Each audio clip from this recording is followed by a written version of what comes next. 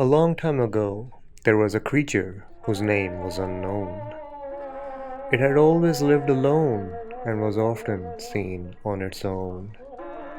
One freezing frosty night it began to feel so very somber that it fell into a 2 day slumber.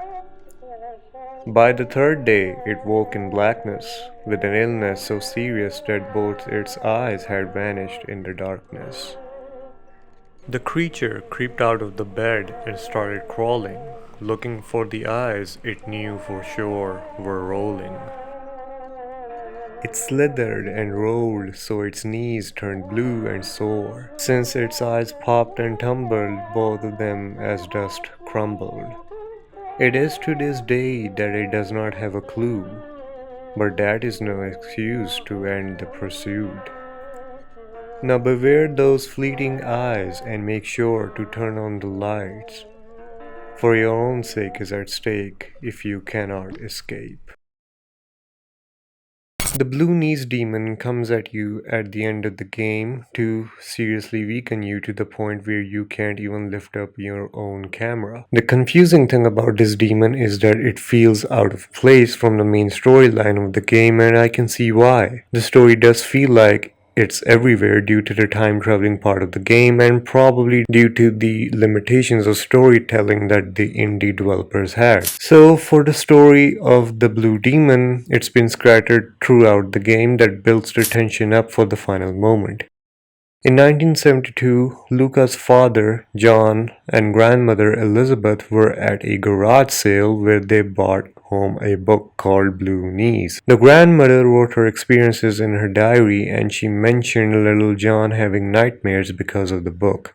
I mean, can you really blame him? Even I got scared because of its art. So for the next course of few months, strange things starts happening in the house, where the grandmother starts hearing creaking noises in the home and felt like someone was staring at her in her own home. And soon she starts to lose her pupils, like they literally start to vanish. The doctors call it a new form of cataracts formation, but we all know it's the blue knees demon doing its work. Soon Elizabeth dies from exhaustion, probably the same time around or just before MADiSON starts committing those murders.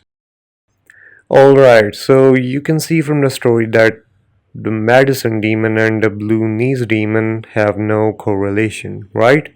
Wrong. They are very well connected, at least based on my theory. If you remember the final page from the body exchange ritual, you can see that it mentions human ashes, and by the end of the game, when you open the small trap door, there is a vase containing the ashes of Elizabeth Maxwell, who was Luca's grandmother killed by the blue knees demon. Not to mention, in the second last page, you can see the three things in the host and guest body exchange ritual page. A hooded figure, making sure that the ritual takes place without any hassle, and the same figure is also seen placing the vase of ashes in the last page, which in this case is the blue knees demon. Alright, so here's my theory. Just after MADiSON initiated her body exchange ritual, she may have released the blue knees demon to find someone worthy of exchanging their bodies with. And since we have seen that the demons in this game have the ability to time travel, I will say that he picked Luca as a vessel and his grandmother for her ashes, and probably manipulated Luca's father to get him MADiSON's camera so that he would get possessed by her. This is probably the reason why they brought home the book, which started the events in the game, eventually leading to Luca's sacrifice by hanging himself, fully giving in to the demon's possession. The blue knees demon is basically the mediator, which